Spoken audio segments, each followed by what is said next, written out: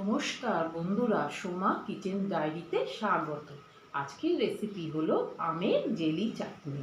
আজকে আমের চাটনি বানাতে লাগছে আগে থেকে নুন হলুদ ছাড়া সেদ্ধ করা আম, 50 গ্রাম চিনি আর ভাজা মশলায় আছে মেথি, মৌরি, অল্প সর্ষে, অল্প জিরে আর অল্প একটু কালো জিরে। আগে থেকে গ্যাস জ্বালিয়ে আমি অল্প তেল গরম করেই রেখেছি, এটা কিন্তু সর্ষের তেল। এরপরে আমি আমগুলো ছেড়ে দেবো, আমি এটাকে একটু নাড়িয়ে নেব।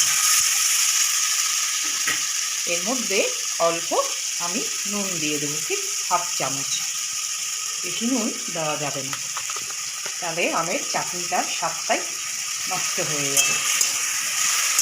নিরামিষ হোক আমিষ হোক, একটু পাশে আমের চাটনি থাকলে খুব ভালো লাগে। এটা জেলি আমের চাটনি দিয়ে একটু নাড়াচাড়া হয়ে গেছে। এবার আমি চিনিটা দিয়ে দেবো আর অল্প অল্প করে নাড়াবো। দেখুন আমটা এরকম মিশে যাচ্ছে, আগে থেকেই তো ভাপানো ছিল।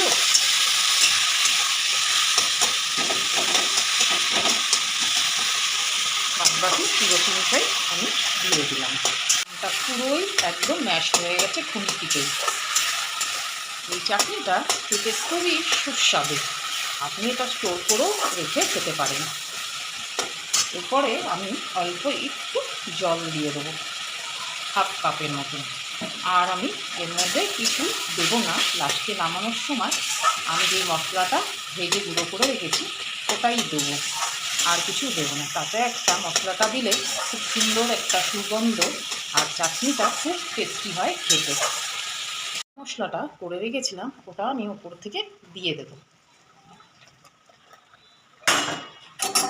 এটা খুবই সিম্পল ধরনের চাটনি, কিন্তু খেতে বিয়েবাড়ি ফেল।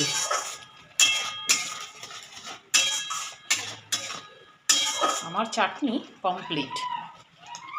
সময় লাগে 5 মিনিটে চাটনিটা কমপ্লিট হয়ে যায়। এবার আমি গ্যাসের ওভেনটা বন্ধই করে দেবো।